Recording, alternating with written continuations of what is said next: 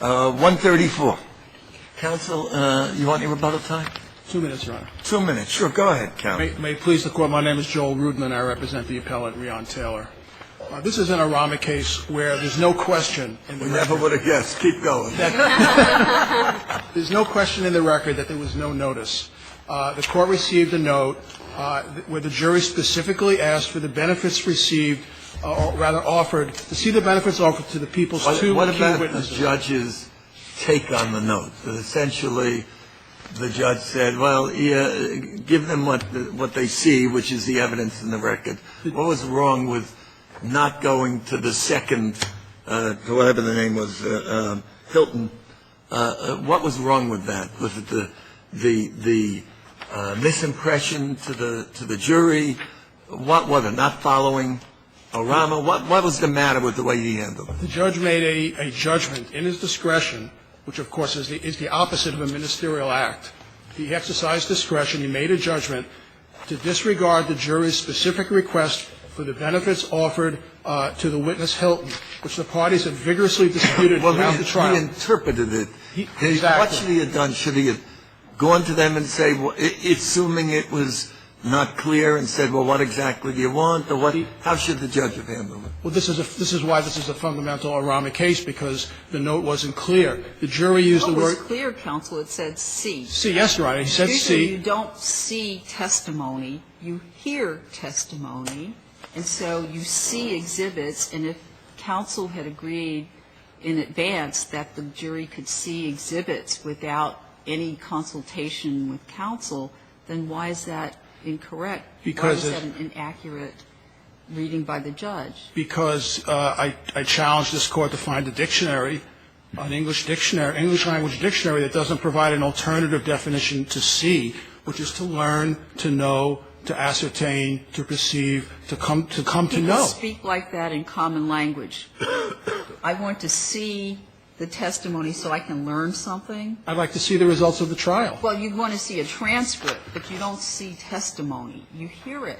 And the only evidence of Mr. Hilton's, am I correct here? The only evidence of Mr. Hilton's benefits was testimony. Yeah, but every time in this case that the jury asked to see an exhibit, it named the exhibit. We want to see the photographs of the crime scene. We want to see all the exhibits that show the automobile. When they asked for a readback, they asked for... This isn't seeing the benefits anyway, because they saw a document that represents an agreement. You're not seeing benefits. That's correct. There's some difficulty anyway with any way you want to interpret this. It just shows the ambiguity of it that I assume you have argued over and over. Yes, Your Honor. Is the inherent problem with the way the judge handled this. Yes, but plus also to expect a group of 12 lay people to use C in the sense that Your Honor is using C when this jury had just sat through. It must have been a dozen pages of argument back and forth between the prosecutor and the defense counsel about the benefits that the defense lawyer said Hilton had received, and the prosecutor said, well, those really aren't benefits. Correct, counsel, assuming you're correct, when the judge does respond and says, we handed you the document that showed one person's agreement with the prosecution, but if you want any other evidence or information, give us, another note, or we're here for you. But that doesn't correct it? No, not at all, Your Honor. That's not what the judge did.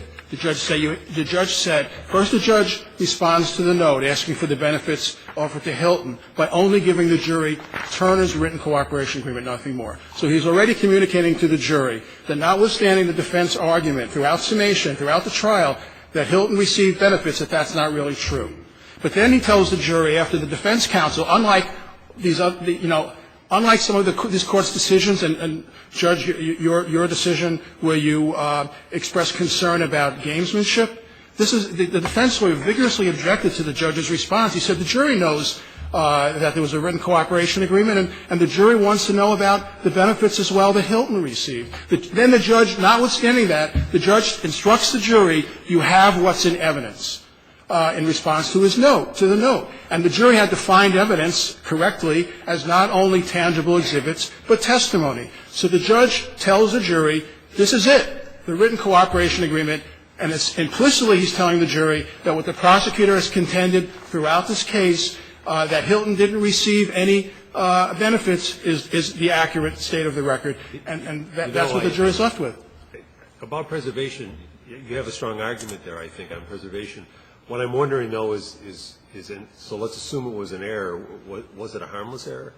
Well, not at all, Your Honor. I mean, of course, the fundamental premise of ORAMA is that where a jury note comes out that is not ministerial, where there might be two sides to how the judge should respond to the note, and the defense might have something to say to influence the judge's construction of the note, that the defense has to be given notice and the opportunity to address the judge before the judge makes up his mind. I mean, imagine a regime of appellate advocacy where the prosecutor submits a brief. Well, that's kind of what we've been talking here today, though. I think we're all agreed, everyone in this courtroom has agreed that notice of what the note says is motive proceedings error. So the second question is, the second part of it is an opportunity to be heard. Clearly, counsel had an opportunity to be heard. The judge objected. Right. The court refused to go back and recorrect it and change it again after that. So then he's had an opportunity to be heard. The court may or may not have made a mistake. I am saying, assuming he made a mistake, is it harmless? No, because the judge had already made up his mind. He made up that's the structural error. Why this is so insidious. Wrong error is a motive proceedings error. I'm a little lost on that. First of all, the motive proceeding error is the structural error that the judge made a decision to construe an ambiguous note without according to defense the fundamental right to participate in the process and to address the court. So now instead what the defense is left with is a motion for re-argument. And that's why in my brief I analogize to imagine this court deciding an appeal and then saying to the defense, well, now you have the right to submit a brief and ask us to change our minds. It's only human nature that once any person, particularly a trial judge, makes up his mind, he may not be open-minded in readdressing the issue. And that's what happened here. The judge virtually cuts off defense counsel and says, the jury said, see, that's the end of the story. And he maybe if the defense had the opportunity to address the judge before he locked himself into a position on this significant issue, it would have come out differently. And the second part of ORAMA, and the second reason why there's prejudice here, and I remind the Court that in the Kassoon case, the Court, without even acknowledging there could be a cure exception, the Court stated that the burden on the people is to show to a requisite certainty, that there wasn't prejudice due to the structural violation. So I've already addressed one area in which the people cannot show with certainty that there was no prejudice. The judge made up his decision and maybe didn't have a totally open mind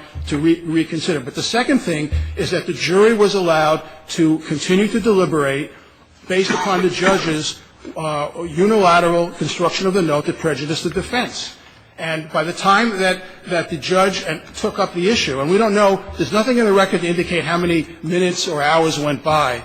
Again, that's a failure of the court and of the prosecutor to make a record. If they think that this was a de minimis error and there was no prejudice, then they have the obligation to make the record. They didn't. The record doesn't indicate how many minutes or hours went by. But the point is that at the time when one or more jurors was concerned about the issue of the motive to lie of this crucial witness Hilton, and they asked for the evidence about the benefits he received, they were told by the judge, in essence, there's nothing in the record about benefits that Hilton received, only Turner. So by the time that this issue came up again in open court and the judge addressed it, and by the way, didn't cure his error, the juror may have, one or more jurors may have already made up their minds. And you can't unwind it. Just as a judge might be reluctant to revisit an issue, a juror might be reluctant to revisit an issue.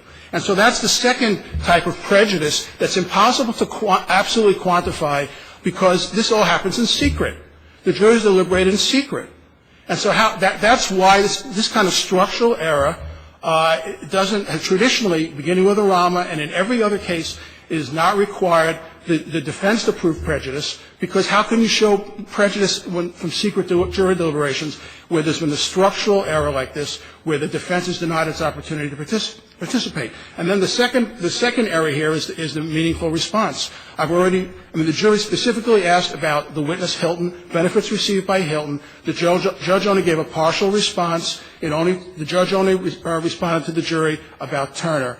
And it was then the judge misled the jury by indicating to the jury that it had what was in evidence when it didn't. There was a lot more evidence about Hilton. And again, I would point out that on the meaningful response part of this, not only was the defense clearly prejudiced, but if there was a lack of clarity, it was a judge's obligation to clarify with the jury by asking the jury what it really meant if the judge was unsure. And how could any judge not at least be unsure by this sequence where the parties had vigorously disputed the issue of benefits, the jury had just heard in summations about Turner having a written agreement and Hilton having been cross-examined and only given oral testimony about his benefits, and then the jury specifically asked about Hilton. They asked about Hilton first. They say Hilton and Turner, and then the judge withholds that from the jury. You'll have your rebuttal. Let's hear from your adversary.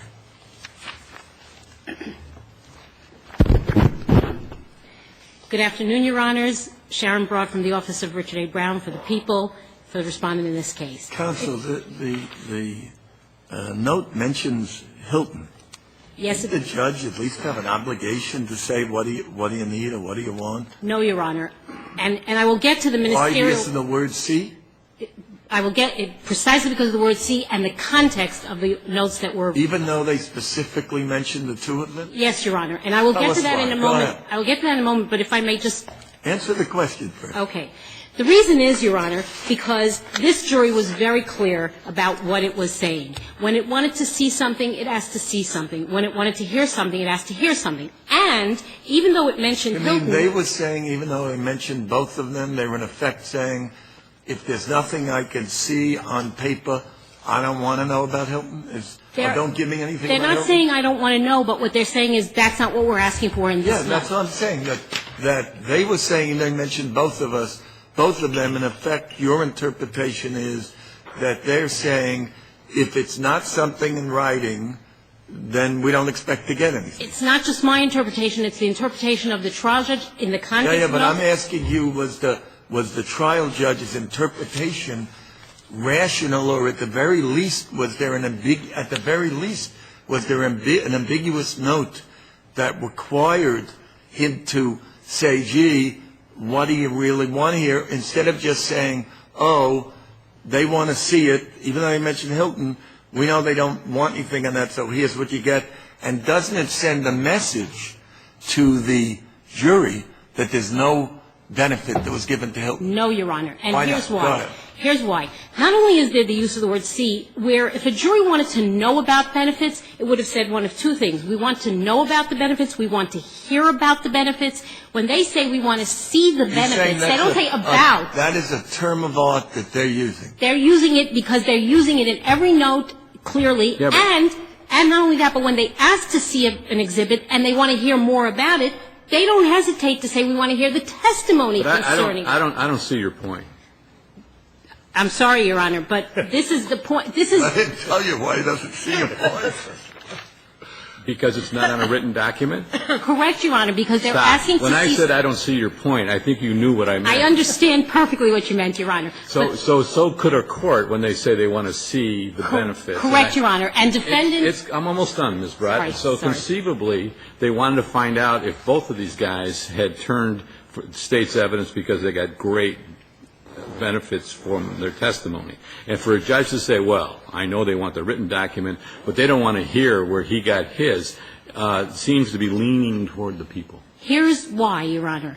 And I was going to add before the question was elaborated on, I was going to add that it's not just the trial judge. It's 4 judges of the appellate division who agreed with this context, and that's a court that has not been very liberal on interpreting Orama error. But that's why we're here. Right. Correct, Your Honor. Whatever they say, we're going to say. I'm saying it was at least a rational interpretation of the note in the contents. You're saying the appellate division is always rational? I'm not saying they're always rational, Your Honor, because that's why we're here on 3 cases right before this case. But did the jury usually say, I want to see the exhibit, or refer to the exhibit they did, by Your number? Honor. They did, Your Honor. They asked for exhibits. When they just say see, and then mention the 2 people, are you saying they would have had to say, why isn't the argument see exhibit whatever for Turner and hear Hilton? You really think they're going to write that? Right, Your Honor, because, and this is something I want to mention with respect to what counsel pointed out. Couldn't they have asked, we want all the evidence related to Hilton and Turner and their benefits? Wouldn't that have been a clearer response? Then you would know that they want to see something that's a document and hear something. Correct, Your Honor. But you have to look at the context also of what they were invited to do by counsel in summation. Counsel pointed out the summations. Counsel spent, I don't know how long, on saying, ask for the cooperation agreement, look at paragraph X, look at paragraph Y. When it came to Hilton, he didn't say ask to hear the testimony. He just described it. He said, here's what the agreement was. So what did they mean when they said we would like to see the jury almost done. We'd like to see the benefits offered to Mr. Hilton and Mr. Turner. What did they mean when they said they wanted to see the benefits offered to Mr. Hilton? They were asking for something in writing, and what they may have been confused about is whether there was something in writing. Did they get it? They got what was in writing. Did they get his in writing? There was only one document in Did writing. somebody tell them that there was no writing for Mr. Hilton, but there was testimony, and if you'd like the testimony, we can give it to you? No, the Court did not say that, Your Honor. I wonder why. But here's why. Because the Court's interpretation was correct. But if I may, Your Honor, what I wanted to say before any of the question of ministerial versus not ministerial, whether it was C or interpreted correctly, is this is not an Orama case. Okay? This is the only case on the calendar today that's not an Orama case. And here's why. Because, again, counsel had notice, albeit late notice, full notice of what the note was, and he objected. He objected to the answer given. So what we have here is an ordinary Almodovar, Steinberg, Malloy case where that happens every day, where they have full notice of the note, they don't agree with the answer, and then the debate for the Court is, was the answer meaningful? Was it good? Was it bad? And is there harmlessness? So defendant would very much like for this to be an Orama case because he didn't object to the proceeding. But isn't it Orama if we find that there is an ambiguity in the note and therefore it didn't call for just a ministerial response? Doesn't that make it an Orama case? If in fact it were, I don't believe it is in this case, but if in fact it were, then it would be an ordinary you need to object because you had notice in that case. So it falls into the category of did he have full notice? He did. It was belated, but Cadarco says it can be even after the response. In this case, it was correctable, assuming there was an error on the part of the But he did object. He did. That's my point, Your Honor. He did. So now it becomes an ordinary dispute between a judge and a defense attorney or prosecutor as to what the response should be. Once it's that, there is an issue of harmlessness. There is not automatic reversal. He has to show that, A, the Court was wrong in its response, B, that if it was wrong to the point where the jury was where he was prejudiced, not because the Court wouldn't change its mind, but because the jury's verdict was affected by it. And here's why he fails on that level. He fails here because, first of all, there clearly has to be some indication that if the prosecutor had not disclosed these agreements and it came out later in a 440, there'd be harmlessness, there'd be materiality in a Brady-Giglio violation. Here, the jury heard all about it. The jury heard about it again on summation when counsel went into it at length as to both of the Yeah, but we always tell them that summations are not evidence, and we were very, very strong about it. Nobody disputed that there were agreements, Your Honor. I know, but what I'm saying is you're saying, well, they got the evidence they needed in summation, and I'm saying we always say that's not evidence. I didn't say they got the evidence they needed. I said they were reminded of the agreement. But doesn't the Court tell the jury there is no other evidence other than that document? He says that's what's in evidence, correct. That's Right, so what's in evidence. Isn't that then telling the jury there is no other evidence? I don't believe so in the From the only person in the room who can direct the jury on the law? Correct, Your Honor. But again, if you look at the context of the request, what the judge is saying and what I believe the jury is hearing is that they're hearing there's no other evidence in this form. And even though He didn't say that, though. He didn't qualify it, Your Say Honor. that. He didn't qualify it, Your Honor, but he's responding to what he perceives to be a note on a request for written exhibits. Can unilaterally interpret the note?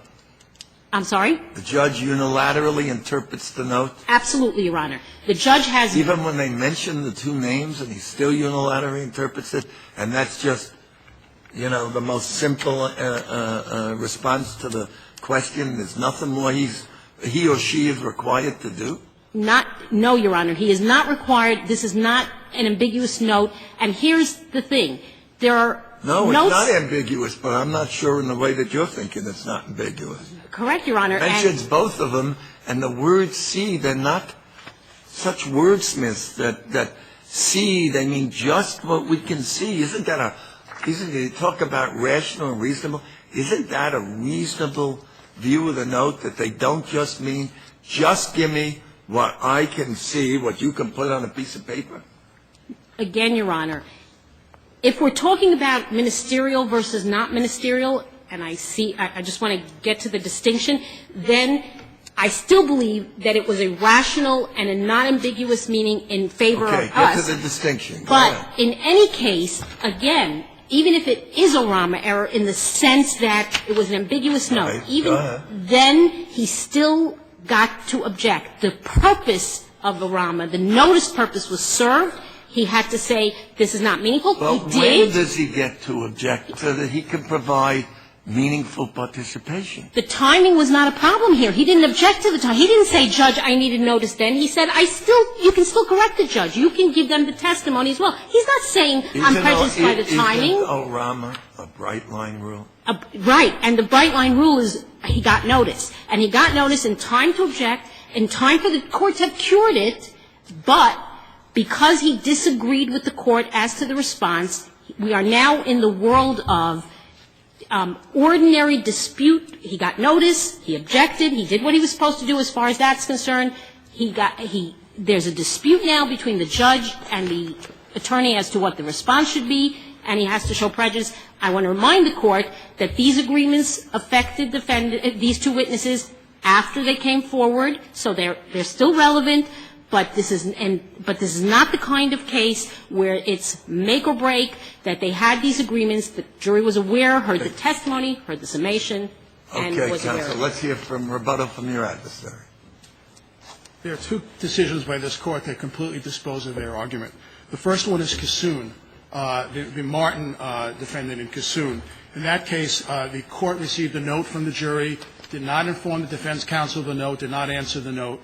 The note appeared on its face to be requesting a re-instruction about the elements of all three counts. Then there were two follow-up notes and some colloquy. By the end of the process, the court had given the jury a re-instruction on the elements of all three counts. So whatever argument defense might have made in response to the note that it didn't have notice of apparently had been satisfied by the court. And yet this court held unanimously, Judge Piggott, I think, didn't participate, but the court held unanimously that the people had failed to show to the requisite certainty, and that's where the standard comes from. If there's any cure at all, at the very least, the people have to show to a certainty that there was no prejudice. So that's the first case that utterly disposes of completely disposes of our case. And the second case is Rivera, where over the dissent of Judge Abdus Salam, a majority of the court held just last year that on a right to be present violation, where defense counsel had actually did receive notice and consented to the process used by the judge, and the only defect was that the defendant himself wasn't present, and the judge offered an accurate summary of what happened and offered him a verbatim transcript of what happened, and then after that offer, the defense didn't object, and the court still found that there was error that required reversal. And in that case, unlike this case, the defense knew about the note, and it knew about the procedure that the court intended to follow, and it acquiesced, it agreed to the procedure. And in that case, on the right to be present violation, there is some case law recognizing that the right to be present, sometimes it can be a de minimis violation. And yet this court, majority of the court, overturned the conviction. And addressing Judge Abdus Salam's dissent, that was a case where there was a potential for gamesmanship. In this case, there's no potential for gamesmanship. Defense counsel objected as vigorously as he possibly could once he knew about the note. Okay, counsel. Thank you both. Appreciate it.